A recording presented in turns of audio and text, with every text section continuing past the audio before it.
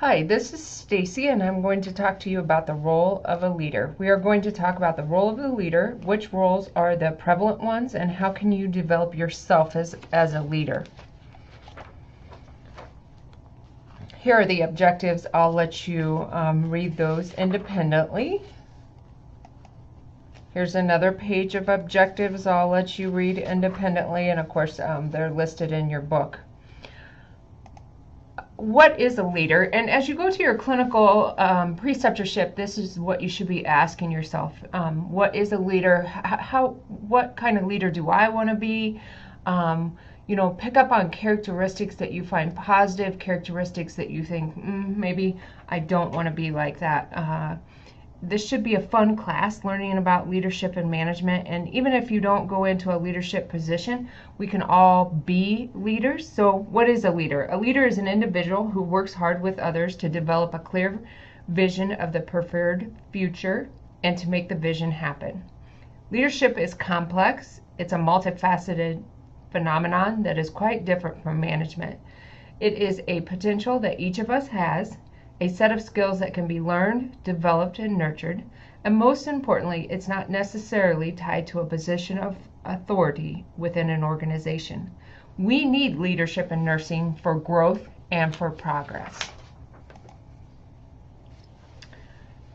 So there is Covey's 8 characteristics of an effective leader. They are a lifelong learner. They are continually learning. Leaders are always curious. They're always trying to develop new skills. They're self-oriented. Life is a mission, not a career, and they develop a sense of contribution and a sense of service. So they serve above and beyond what their job description is. They radiate positive energy. They're optimistic, and their optimism becomes self-fulfilling. They lead balanced lives. They read, watch, observe, and learn. They see life as an adventure. A leader is not somebody who follows a path. A leader is one who creates a path. They are synergistic. Their synergy is a state in which the whole is more than the sum of its parts. Leaders improve almost any situation they get into. They exercise self-renewal. They work to develop their physical, their mental, their emotional, and their spiritual. By exercising these aspects of their life, they develop a strong and healthy character that is disciplined and has will. Those are the 8 characteristics of an effective leader. So how do you become an effective leader? You need to take advantage of leadership opportunities. So that could be as simple as right now in school, if you have a group project, you lead the project. Expect to stumble occasionally, but you will learn from it. A leader has to take risk.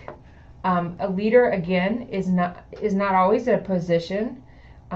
You could be selected or allowed by a group of followers to be a leader. Your position comes from knowledge, credibility, and the ability to motivate followers. You develop, test, and encourage all members among your group, so you're innovative of ideas. You're a high risk, you're creative, you're innovative.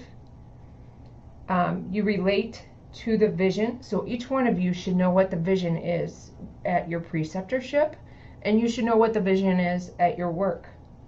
Your focus is your people. Your perspective is long range with an eye on the horizon. You're freestanding and not limited to an organizational position of authority. So that gives you an idea of what it takes, what the tips are to become an effective leader, and we can all do it. What do we want in a follower? We all can be followers too, but remember, leaders cannot be leaders if they do not have followers. So we could turn that around. A leader can be a leader only if they have followers, and they want their followers to be respectful. If we fail to remember that fellowship is voluntary, so your followers are voluntary, fail to convey the importance of being a follower, and fail to cultivate effective followers, leaders will be left out with the support they need to realize a vision, make change, and create a preferred vision.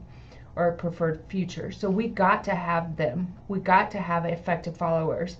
And we respect them. We control of decisions that affect them. So let them be part of the discussion. Give them rewards and recognition. Don't let their work go unrecognized. Let them balance their life. So we can't micromanage them to the point that they can't have a life outside of work. And we encourage them to get better through professional development. Followers or followership is an art, a skill that can be learned, cultivated, and consciously developed and exercised. Followers need to be self-directed, actively participating, practicing experts who work on the behalf of the organization and mutually agree upon the vision and the goals. So the secret to leadership is never to ask of others what you would not willingly do yourself. So keep that in mind as you create your followers or ask for followers. You never ask them to do anything that you would not do. And I really believe that as a teacher too. You don't ask your teacher or your students or your scholars who are in your classroom to do something that you would not do. So different types of leadership. In today's nursing setting, there's one of two approaches to leadership that is being used, or there should be. The first is transactional. This type of leader focuses on what is thought of as the traditional boss image. The chief nursing officer and the directors and the managers convey that they are in charge of the decision. In the second approach, it's transformational. This approach relies on the group to provide input toward creating goals and setting standards. In doing so, staff members value the organization as their own and expect to help shape the future of it. A transformational leader is purpose-driven. They're a role model. They walk the talk. They inspire others, which means they inspire their followers. They're people-driven. They have genuine concern and caring for their followers. They're innovative. They challenge people below them to get better. So if it was me, I would definitely want a transformational leader.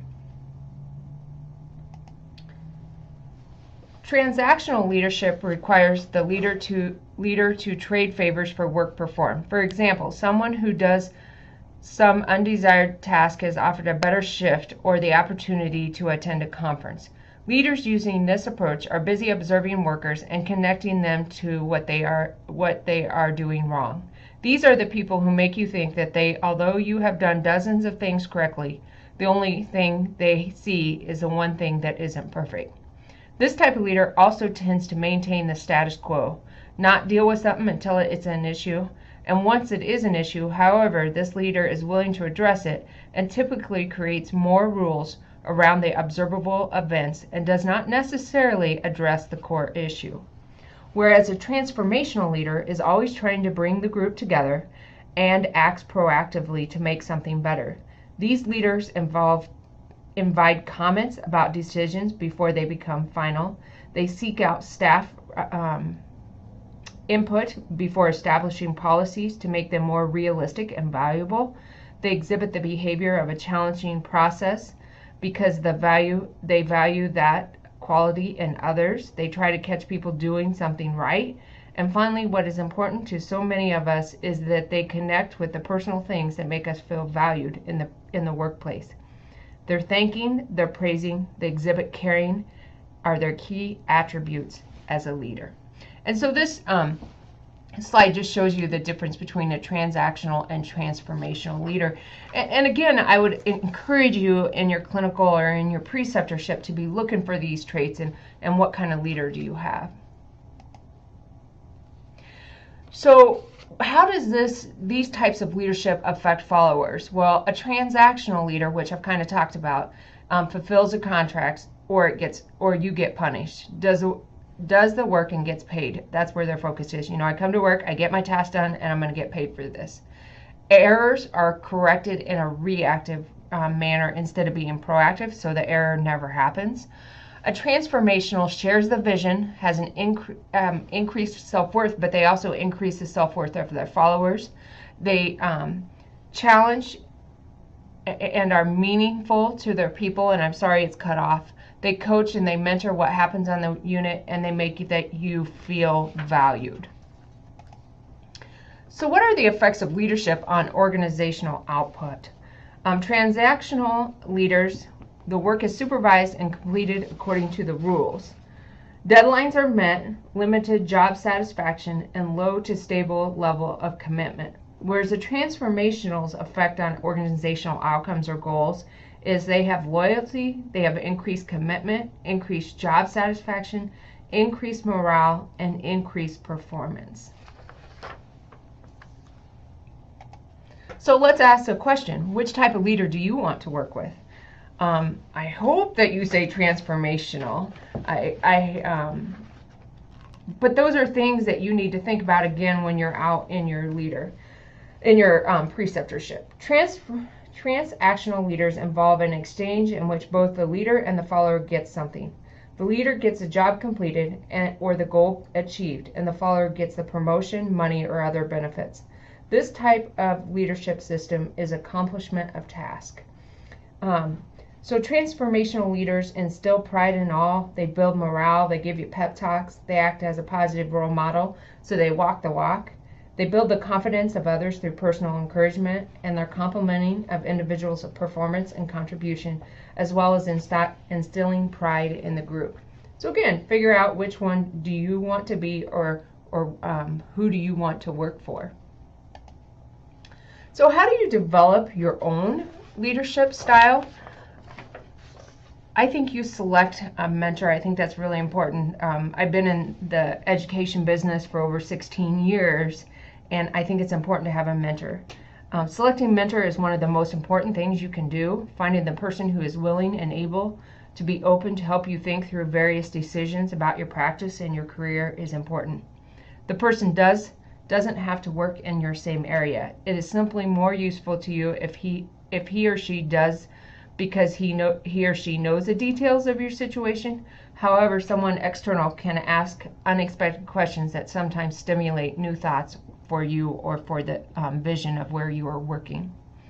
Leading by example simply means that you have figured out what the values of your workplace are, and that you're engaged in developing those skills that exhibits their value or vision. So if the organizational supports truth-telling and operates in a non-punitive environment, your comfort with speaking up should be allowed, and you should be allowed to make errors and offer suggestions of improvement without fear of being penalized. You have to accept responsibility. Accepting responsibility is another way to develop as a leader. As in the previous example, speaking out conveys responsibility. This strategy may also mean that you volunteer to take on some additional challenges. Share rewards with others around you. Have a clear vision. You need to set goals. If your goal is to become a leader, you need to set goals and achieve them. And some things you need to do is professional development, service learning, just be actively involved in your place of employment and be willing to lead changes, actively participate in the change process, and be willing to grow. Don't just go to work to go to work. So how do you survive and thrive as a leader? You have to balance that with your personal life. You have to be self-motivated. You have to have self-confidence. You have to actively listen. Listen, and what is told to you, you need to take to heart and work to improve. And you always have to have a positive attitude. That's how you thrive as a leader. Levels of leadership: staff nurse, manager, nurse executive, nursing student. Although a lot of literature, both general and professional, conveys that leadership refers to people in top position, the reality is that leadership is exhibited in various roles within the organization. The focus of what people are leading is different. Staff nurses can lead efforts to create certain mindsets about the workplace. They have been instrumental in changing practice at the point of care, which means at the bedside. They have certain suggestions about how to rectify workplace issues. Nurse managers have challenging position. Their role is to translate organizational policy into action and simultaneously respond to issues that are often critical, pressing in terms of delivery of care to patients. How they balance those two points convey how they value patients and nurses alike. The role is critical to gain staff nurse input into larger decision-making processes. Nurse executives who remember that first and foremost they are the nurses have an ideal opportunity to influence patient care practices.